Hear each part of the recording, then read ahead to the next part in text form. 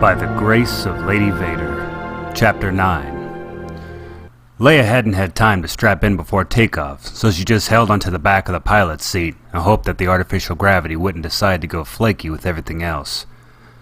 Han banked the Falcon sharply, and a burst of laser fire exploded in the space where they would have been. Another followed it, coming closer to their current position. Leia tried not to look at the proximity readouts in the control panel, but couldn't quite convince herself that the Star Destroyer following them wasn't getting closer.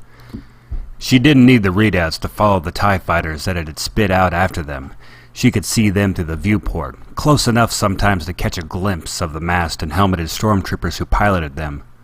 Flak from the explosions around them buffeted the Falcon, and Han was engaged in some sort of serious and energetic dance with the controls, trying to keep them on course. He flipped switches, checked readouts, checked the viewport, flipped more switches, adjusted the course manually, then started the whole cycle over again. Chewie howled at the top of his lungs, vibrating the whole cockpit, then went into a series of loud barks. "I saw him," Han barked back. "I saw him." Leia cast her eyes down to the readouts. "Saw what?" Han pointed vaguely at the viewport before moving to shield controls. "Star Destroyers. 2 of them, coming right at us." Leia saw them then, points of light in the dark.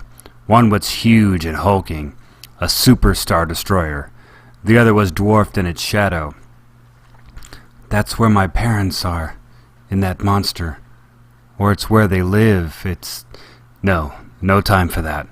Another blip appeared in the corner of the viewport and steadily grew into a pod shape that Leia recognized with horror. The last Rebel transport. It was accompanied by 2 Imperial shuttles and a squad of TIE fighters, and headed straight for the Super Star Destroyer. "Han, they've got one of ours!" The frenetic dance didn't stop, and he didn't even look to the transport. "They're gonna have us if we don't get out of here, sweetheart."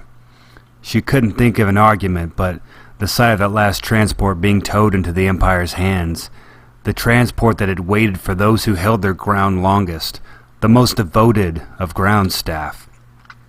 It was hard to bear. They would be tortured, imprisoned. It'd be better for them, more honorable to die in battle, and, if the Empire gets their information, we're sunk. They would want it that way. She bit it back. The rebellion didn't operate that way. The Empire might kill its captured soldiers and defectors, but the rebellion didn't. There was an uneven clanking of metal on metal, which Leia heard but didn't really register it until a panicked tug on her sleeve. "Your Highness!" 3PO.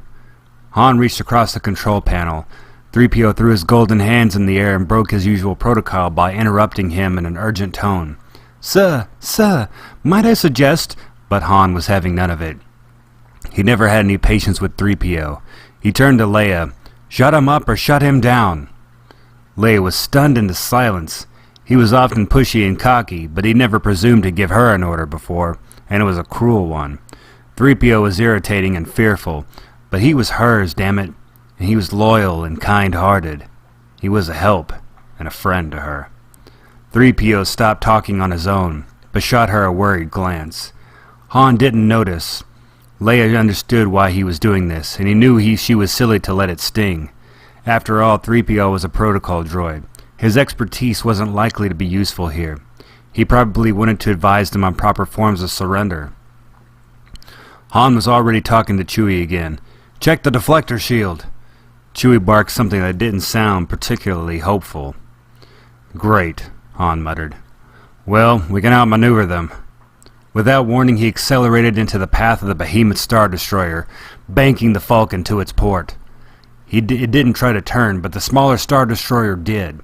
Leia bravely saw a red light flashing. A whole section must have gone on alert. Then Han dove and spun beyond them, and Leia saw as he curved up again that the 2 destroyers were simply trying to desperately avoid a collision. "Good flying," she whispered, hoping that the rebel transport hadn't gotten caught in the accident, or at least hoping that she was really hoping it. "Thanks. Count on the Empire to build something that can't turn around." "We can't count on that forever." As if to reinforce her point, 6 TIE fighters came around the floundering giants and began another volley of laser blasts. Han banked and spun around again. Leia was beginning to feel queasy. The ship rocked from another hit. Prepare to make the jump to light speed, Han told Chewie, not even looking back at Leia. But sir, 3PO moaned beside Leia, and she had a sudden, awful, sinking feeling. 3PO had been talking to the Falcon. 3PO did have something to say, and it was too late for him to say it. The ship rocked violently as another blast hit. They're getting closer! Han shot her a wicked grin, and she could have cheerfully throttled him. Flirting? At a time like this? Oh yeah, he said, putting his hand on the hyperdrive lever. Watch this. He pushed the lever up. Leia obediently turned to the viewport and stared at the rushing TIE fighters in the star-strewn blackness. But she knew perfectly well what was about to happen. Or rather, to not happen. Watch what? She asked. Han's smirk disappeared. He turned to Chewie in a moment of panic that even Leia could see. He pushed the hyperdrive lever again. Nothing. I think we're in trouble, he muttered. 3PO let out an exasperated electronic sigh. As I've been attempting to tell you, the hyperdrive motivator is damaged. It's impossible to go to light speed. Leia rolled her eyes at herself. They were being chased by half the Imperial fleet, and she was triumphant that her droid was right about something that why they couldn't escape. We're in trouble, Han said. Piet's arm stung painfully as he slammed into a console, and then everything spun as he whirled past several of his officers, before clutching a rail and hanging on desperately. Through a small window he could see a Star Destroyer pass by. For a moment he thought he could see the faces of the people in that destroyer. They were so close. Please don't hit, please don't hit, please don't hit. Piet closed his eyes and braced himself for an explosion. Instead, the ship suddenly righted itself, throwing everyone back to the side of the bridge they had started on. A confused silence reigned for several moments, and Piet used the time to quickly straighten out his jacket and cap, reassuming some sort of command posture, and moving to the head of the bridge. Status report, he asked of no one in particular. We just missed them, sir. The other Star Destroyers also avoided any damage. His eyes narrowed in annoyance. Where's the Millennium Falcon? He snapped. The ensign jumped, then checked the sensors again. Piet had to admit he had startled himself. His first thought should have been for the safety of his fellow soldiers, and he was glad that no one had been hurt, so he shook it off. The moment had passed, and his priorities were now quite clear. The Falcon is just out of weapons range, the ensign reported. The TIE fighters have continued their pursuit, Admiral. Admiral Piet. He had thought it would be several years at least before he could hear that. A thrill ran through him every time one of his subordinates said it. But he couldn't show it. He had to start behaving like a commander and earn their respect, and justify the faith that the Vaders had put in him. As soon as we have cleared a path for the other Star Destroyers, set a course to follow them. Yes, sir. Piet stepped over to the main viewport, staring silently at the ensuing chase. What exactly was he supposed to be doing at moments like this? He no longer had to follow sensor reports or prepare recommendations. Now he was the commanding officer. Should he order them to do something? Wait for them to speak up? He took a deep breath and tried to clear his mind of doubts. After all, Lord Vader himself had promoted him, and made it seem like the natural course of action after all the unfortunate incident with Ozell. There was no pretense or ceremony to it, just a string of new commands followed by a warning. Do not fail me as Ozell did, Admiral. He would be a fool to say that Vader's words didn't terrify him. But at least he had been given this chance to prove himself. At least he knew that the Vaders had thought highly of him up to this point. He liked to think that Lady Vader had mentioned his efforts in finding the rebels on Hoth. For him, dealing with them wasn't simply or solely about fear. He felt, as did many others he spoke to, that they had a purpose to what they were doing. And purpose was something that was painfully absent from the Empire he loved. As time went on, the Emperor became more distant, and the Empire continued to slip into mediocrity, rote leadership, and inactivity. It was becoming a shell of what it once was. Of all the structures and rules were still there, but it felt hollow beneath that surface. Until the Vaders. Until Piet had seen for himself the way Lady Vader could connect with all types of people. Until he saw the way that Lord Vader had stood beside her, a remarkable action for someone of his rank. and saw the unusual powers he wielded. There was something there worthwhile, even if no one knew the particulars of it, something that Piet was certain he wanted to be involved with. Admiral? Yes, Captain. The ship seems to be headed for an asteroid field. We'll have no chance of following it, sir. We will have to almost no maneuverability, and will undoubtedly take on a great deal of damage. Piet frowned deeply, trying to give the appearance of pondering his first real command decision. His mind was already made up, however, and he had no intention of telling Lord Vader that he couldn't carry out his orders to pursue and capture the Falcon. Captain, slow the ship down to 1/4 speed, and have all weapons officers destroy as many asteroids in our path as possible. We will continue on our course.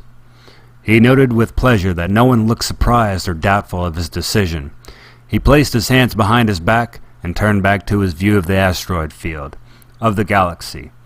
It seemed larger and grander now, and so did his place in it.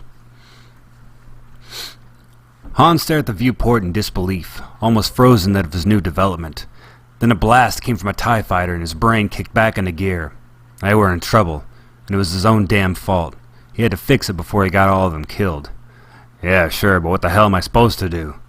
He had to think of something. No way he was showing Leia that he was out of control here.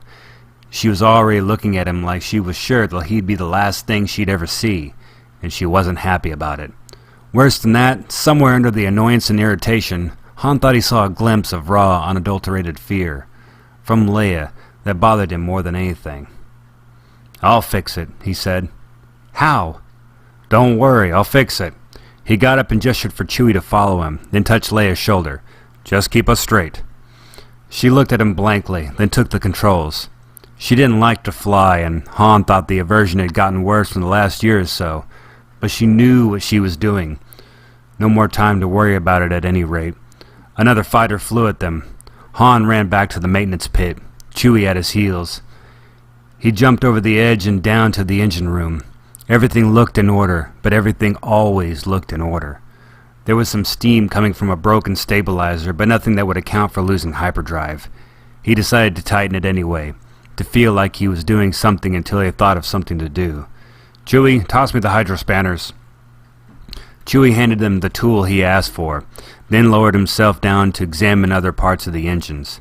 He growled that it was running too hot to work on, but they didn't exactly have time to let it rest just now. So it was an observation without any practical value. "I don't know how we're going to get out of this," Han muttered. Chewie didn't answer. Han was leaning over to yet another level when the ship rocked violently. It wasn't the trembling shock of a laser blast spreading violently across an energy shield. It was an impact. Chewie howled. "Yeah, I noticed," Han said. "Something hit us." He was already halfway back up when Leia called for him to come to the cockpit, and she was just sliding into the co-pilot's seat when he got there. "Asteroids," she said, but she didn't need to.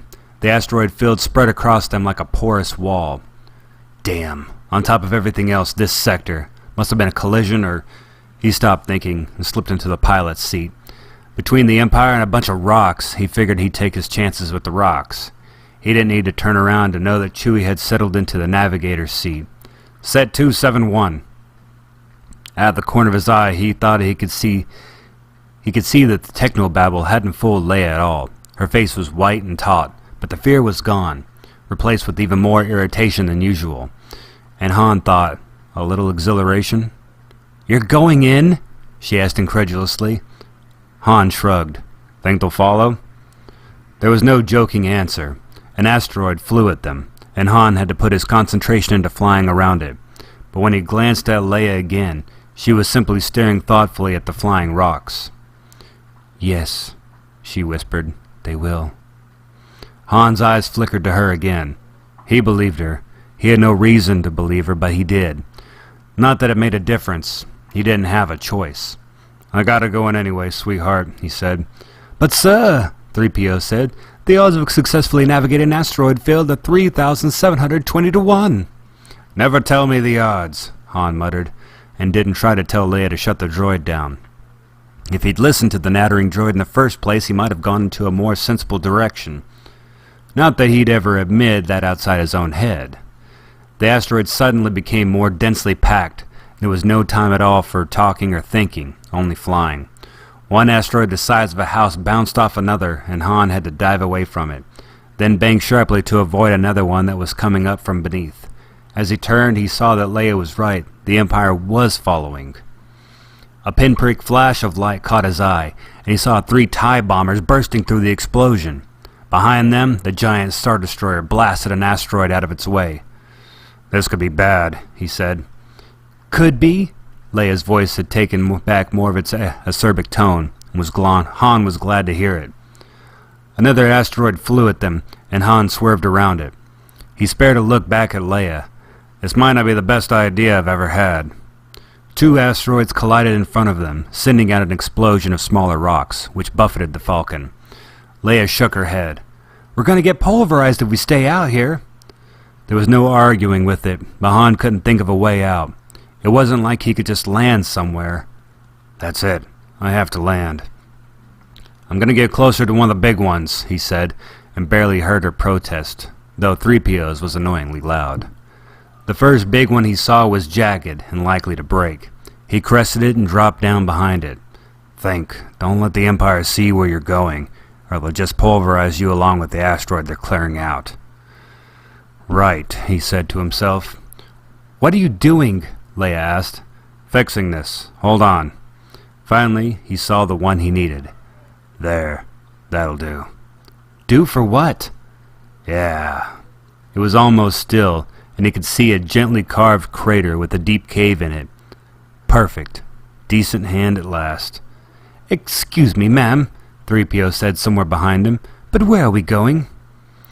"I have no idea." Han didn't have time to explain, and if she hadn't figured it out yet, the landing would be tricky, but he could do it. He checked the scope again to make sure no Imperial ships were in eyeshot, and looped around, and eased the Falcon down across the surface. The mouth of the cave yawned before him. It would be a good fit. The Millennium Falcon slipped into the shadows and was swallowed.